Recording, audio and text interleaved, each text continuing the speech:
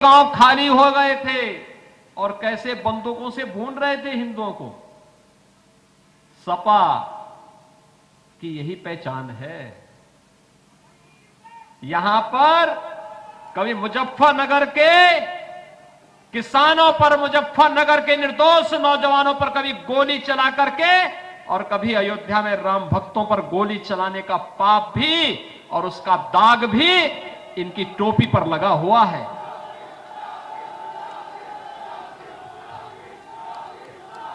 ये निर्दोष राम भक्तों के खून से भी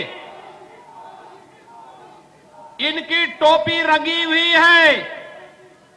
और दंगों में मारे गए निर्दोष सचिन हो या फिर गौरव या फिर यहां के वे सभी नौजवान और वे सभी किसान जो मुजफ्फरनगर दंगों के शिकार हुए थे, वे सभी समाजवादी पार्टी के पाप के दाग से इनकी टोपी रंगी हुई है।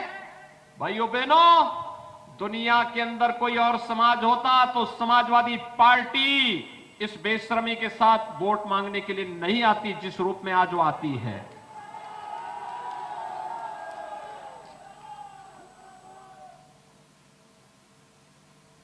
बेटियों की सुरक्षा के लिए तो खतरे थे। बेटियां स्कूल नहीं जा पाती थी। 2017 के पहले का क्या दृश्य था। और मुलायम सिंह जी कहते थे ये तो नौजवानों से गलती हो जाती है।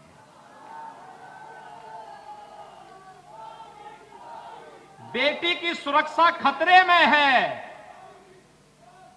बेटी को कोई भी मां बाप चाहता है कि अपने संरक्षण में अच्छी पढ़ाई करवाई जाए, लेकिन उन लोगों को लगता है कि नहीं, ये तो इनकी संवेदना बेटियों के प्रति नहीं है, महिलाओं के प्रति नहीं है, आधी आबादी के प्रति नहीं है, इनकी संवेदना नौजवानों के प्रति भी नहीं थी। याद करिए भाइयों बहनों, जब भर्ती निकलती थी ना, तो उस भर्ती में आपके छपरौली से, आपके बागपत के नौजवान भर्ती नहीं होते थे। सब सिपाही खानदान अपने यहां से पैसा ले लेकर के भर्ती करवाता था। और हमारी सरकार बनी, अकेले बागपत के एक ही गांव के 27 नौजवान पुलिस में भर्ती हुए थे। मैं आया था डॉक्टर सत्यपाल सिंह जी के साथ। यहां का नौजवान क्यों भर्ती नहीं होगा? दिन रात दौड़ता है, मेहनत करता है, किसी के सामने हाथ नहीं फैलाता है, और जब पुलिस में भर्ती के लिए जाता था तो उसको बागपत के नाम से बाहर कर दिया जाता था। हमारी सरकार आई, हमने कहा कि भाई देखो, बसपा के लिए बुआ और भतीजाई परिवार होगा, वो और भतीजाई परिवार होगा। दोनों में, सपा बसपा में तो एक प्रतिस्पर्धा चल रही है, कौन कितने बड़े अपराधी को टिकट देते। और भाइयों बहनों, ये जो अपराधी जब सांसद विधायक बनेंगे तो क्या ये फूल की खेती थोड़े करेंगे, ये तो फिर तमंचे की ही खेती करेंगे। ये तमंचावादी ही है, वही करेंगे। और इनका उपचार तो एक ही है, और उपचार मेरे पास है, और वह है जेसीबी और बुलडोजर।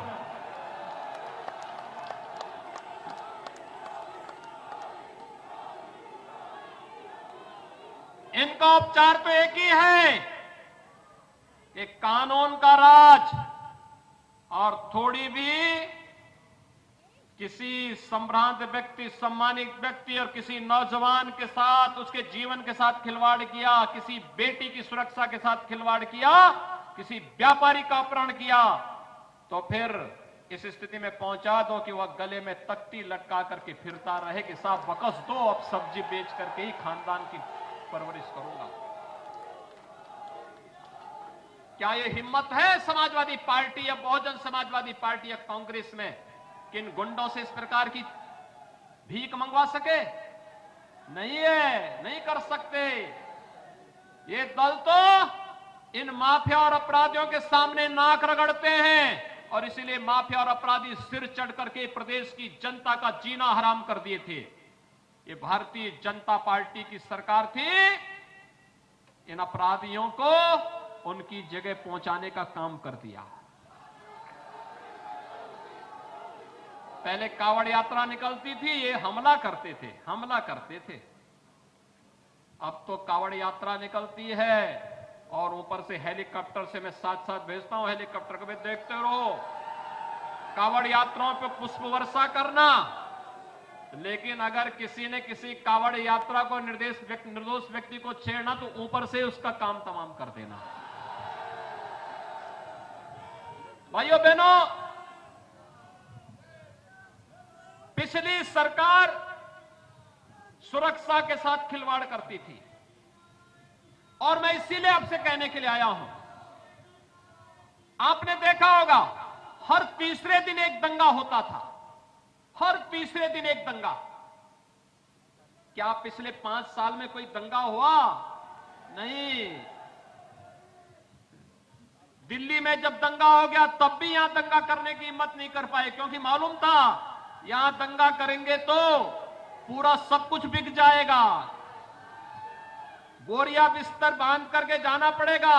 अब उत्तर प्रदेश में किसी माई के लाल की हिम्मत नहीं कि उत्तर प्रदेश के व्यापारियों को, उत्तर प्रदेश के नौजवानों को पलायन करने के लिए मजबूर कर सके। उत्तर प्रदेश अब प्रगति करेगा, हाईवे ऐसे बनेंगे जैसे आपके सामने हाईवे बन रहा है। ये हाईवे में तो सपा ने रोका हुआ था, नहीं बनने दे रही थी। भारत सरकार पैसा देना चाहती थी और सपा इसलिए नहीं बनने देना चाहती थी क्योंकि